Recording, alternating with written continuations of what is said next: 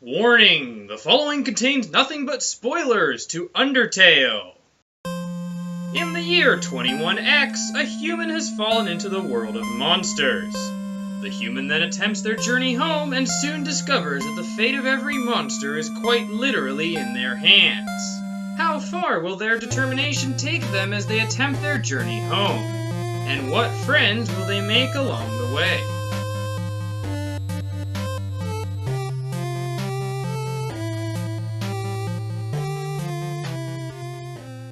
If you've played video games for a while, you've probably come across someone who's never played a game in their life say something like this. There's got to be some video game that isn't so evil, but those things are filled with violence, and brutality. It's unreal.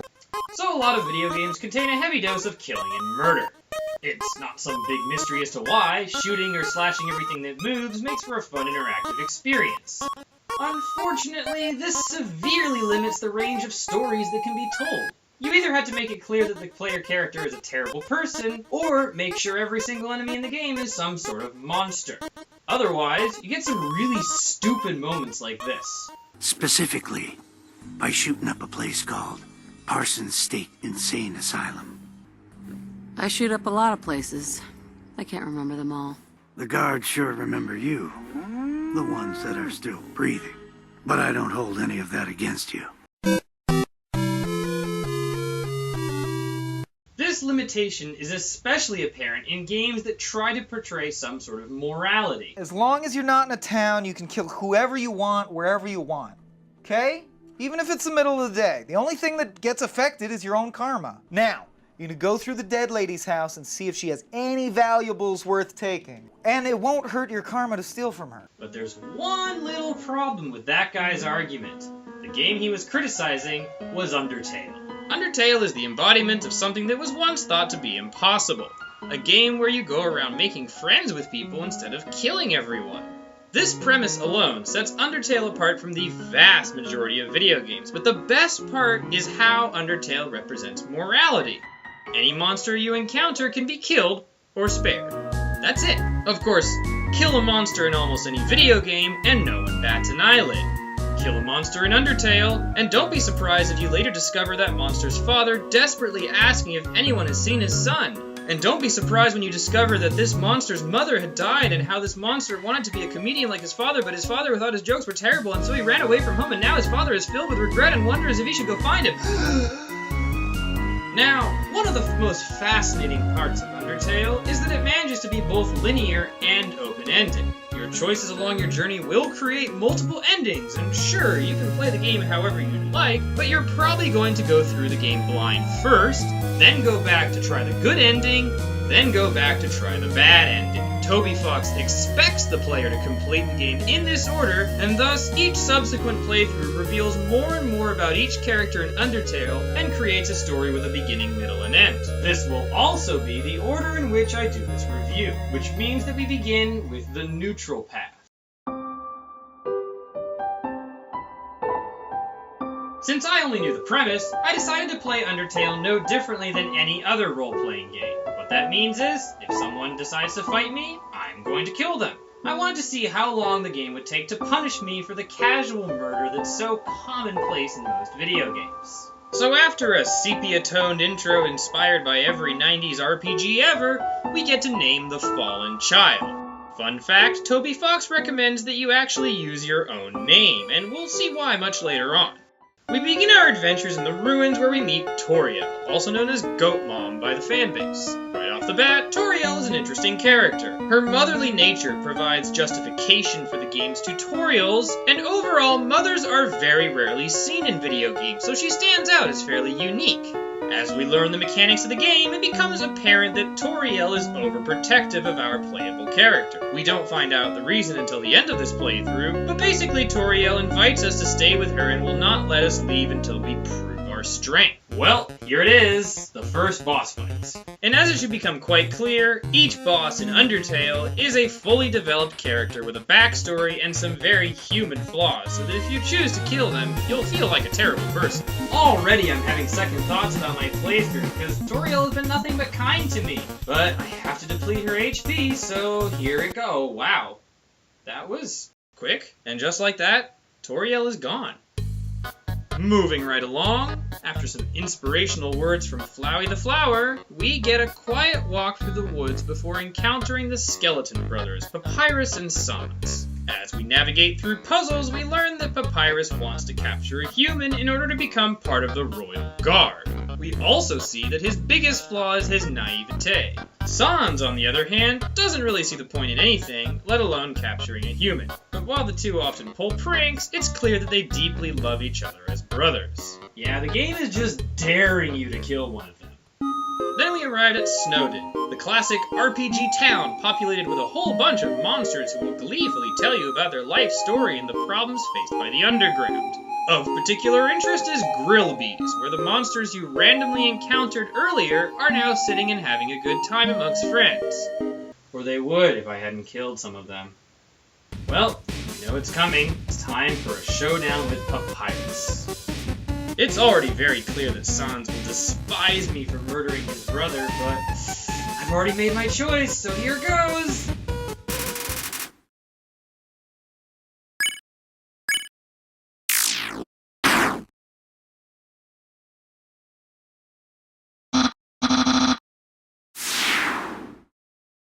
Whew, this is proving to be a lot more difficult than I'd imagined, but I'm not in tears yet.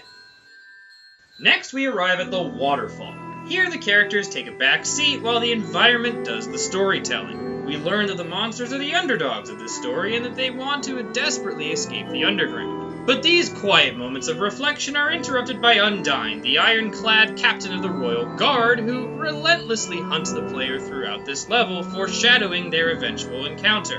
And now we arrive at the moment that broke me. The following part of Undyne's speech only occurs if you've killed Papyrus while on the neutral path.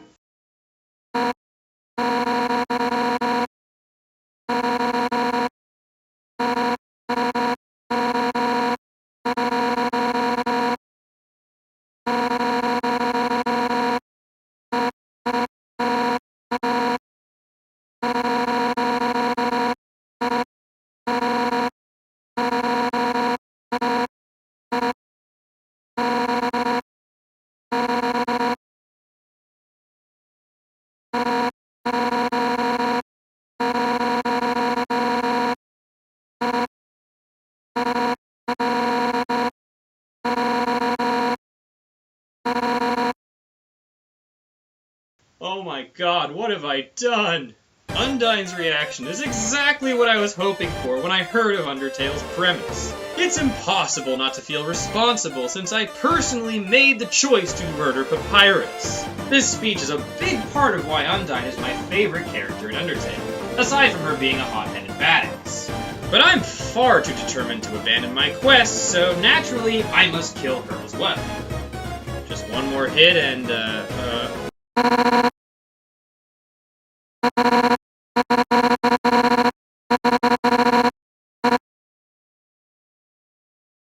What? Oh god, she's not giving up! Wow, this actually pains me to press the fight button! Her determination is beautifully represented here through the gameplay. Her HP bar is at 0, her body is starting to fade, and yet she's not giving up! And to make things even more heartbreaking, her attacks become weaker and weaker to the point of being pathetically easy to block, and yet she's still trying to win!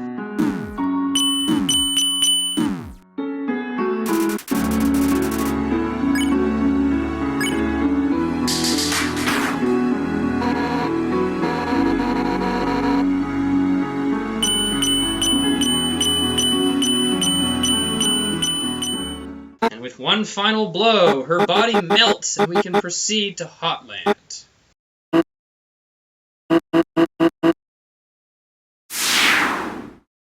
Here we meet the scientist Alphys, who's been watching us this whole time and surprisingly doesn't seem that bothered by my terrible actions. Instead, she really wants to be friends. Alphys became the royal scientist by creating Mettaton, a robot with a soul, or at least that's what she claims. Alphys' flaw is, quite obviously, her insecurity and lack of self-confidence. But before she can drop more exposition, Mettaton comes bursting through the wall and challenges us to a quiz battle. At first it seems like a fair challenge, but eventually it becomes pretty clear that Mettaton is just sadistically torturing the player, a recurring theme throughout this level.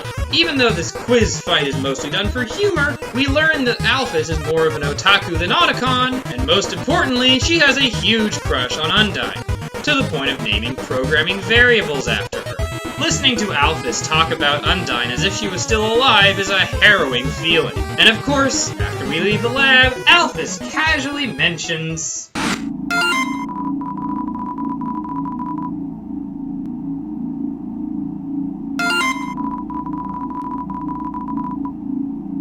Oh, sweet dramatic irony.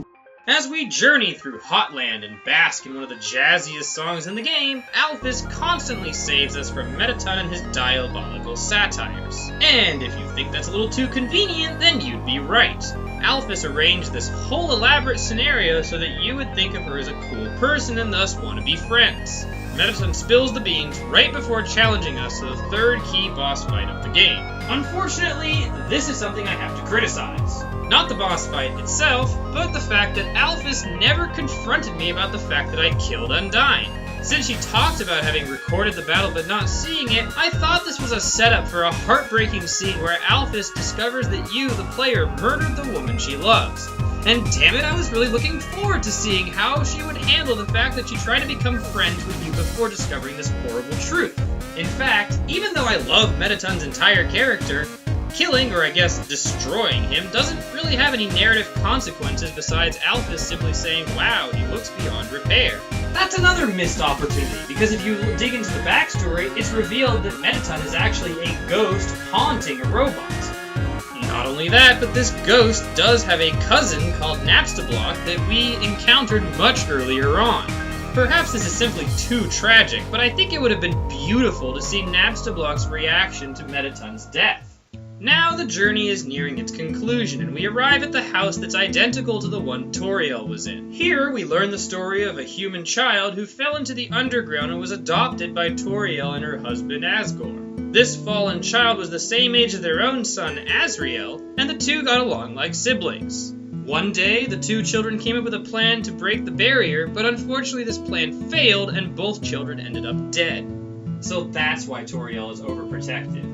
Two children that she loved and cared for have died. With that tragic story in mind, we proceed to the Judgment Hall, where Sans reveals to us that we haven't been gaining experience points, we've been gaining execution points. And each level we gain represents a different level of violence. After judging me for my sins, Sans calls me out for murdering his brother, and seems to be aware of my ability to reset and save the game.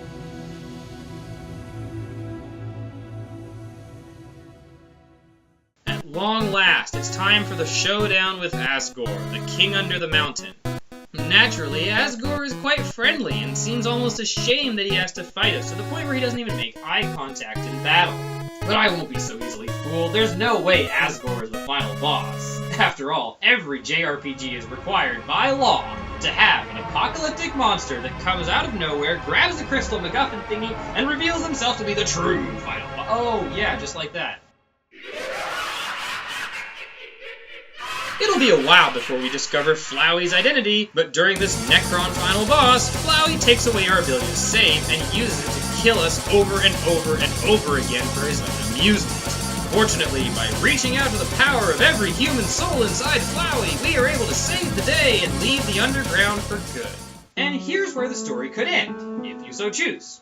But one of the most impressive aspects of Undertale's storyline is that everything, even your ability to save and reset the game, is justified in the narrative. In Undertale, the ability to save progress and reset the game is bestowed onto the creature with the highest determination. When you reset the game, you are actually traveling back in time. Every character will go back to where they were before you entered the underground. Which is good, because now it's time to stop the bloodshed and go on the true pacifist route.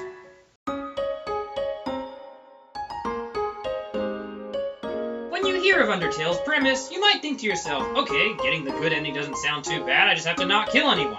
And if that were the case, a second playthrough would be pretty boring. Instead, completing the true pacifist ending involves becoming friends with the monsters that you fight along your journey. This is where a lot of the character development happens. friends. Papyrus, after realizing how much he likes you, decides to go on a date and show you around his house. We learn that while he is very naive, Papyrus has zero insecurities and delights in bringing people together. When we enter the waterfall, this time there's a cutscene where Papyrus tries to dissuade Undyne from chasing after us, and Sans is actually at his guard post and even invites us to come hang out with him at Grillby's.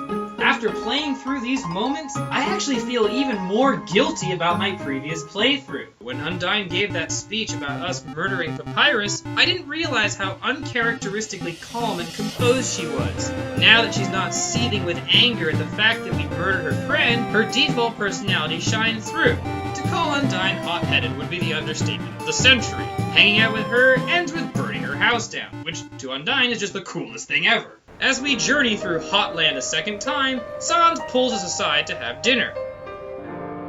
Here we learn that he actually met Toriel through the door to the ruins and made a promise with her to look over any human child that happened to walk through. Sans also casually mentions that if it weren't for that promise, we'd be dead right where we stand. Nah, I'm sure it's nothing. He said he was joking, right? This time, the battle against Mettaton isn't won simply by sparing him over and over. You have to get the ratings to reach 10,000, at which point Mettaton will realize just how much all the monsters depend on him and appreciate the joy he brings to the underground with his show. Much better than when you kill him. Next, after a love letter mix-up more ridiculous than Final Fantasy IX, we get to go on a date with Alphys, which mostly involves setting her up with Undyne. After helping her build up her self-confidence, Alphys realizes that she is strong enough to confront her own failings and reveals the shocking truth to Undyne. The human history that they've been watching together is actually a bunch of anime. Realizing that she shouldn't be afraid of her own failings and that friends will help her overcome her mistakes, Alphys decides to grant us, the player, access to the True Lab. The True Lab is unique to the Pacifist route, and shows Alphys' attempts to break the barrier by injecting deceased monsters with determination. At first, her experiments showed progress, and the dying monsters were even ready to go home to their loved ones. But unfortunately, the amount of determination was too much for them to handle, and their bodies started to melt and fuse together, creating the Amaglamates. If you recall back to the fight with Undyne, we now have an explanation for why her body started to melt just before turning to dust. Getting through this level involves confronting the Amaglamates and showing them kindness and empathy that you've shown every monster thus far. I never would have expected such a creepy level to take place on the true pacifist route, but it works beautifully as a test of your love.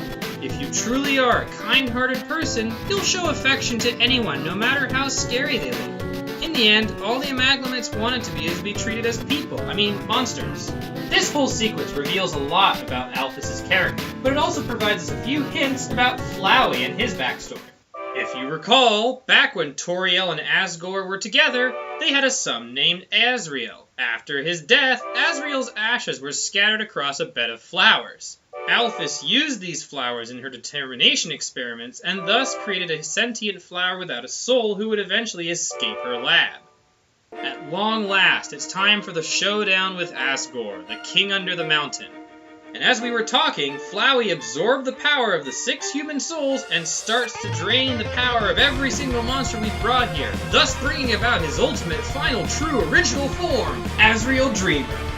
This is the true final boss, and just like every other monster, we're not here to fight. Instead, we're gonna win this through the power of friendship. One by one, we pull our friends out of the doldrums before extending our love to Asriel Dreamer himself. Then something strange happens. Asriel, who has been calling us by whatever name we picked at the beginning of the game, admits that that person is long gone. That's right, the person we named back at the beginning of the game was actually the first human child that fell into the underground, the one that was adopted by Toriel and Asgore. We then learn that the character we've been controlling this whole time is called Chris. Using the last of his power, Asriel breaks open the barrier once and for all, allowing all the monsters to finally reach the surface and live happily. And that's it. That's the good ending of the game. We saved everyone, even the psychotic flower who, upon rediscovering his true identity, ended up heroically sacrificing himself so that everyone else could live happily on the surface. Well, there's only one thing left to do now, the genocide route. This is the route where I don't just kill anyone in my path, but go out of my way to murder absolutely every single creature in the game. Now, all I have to do is reset my game and,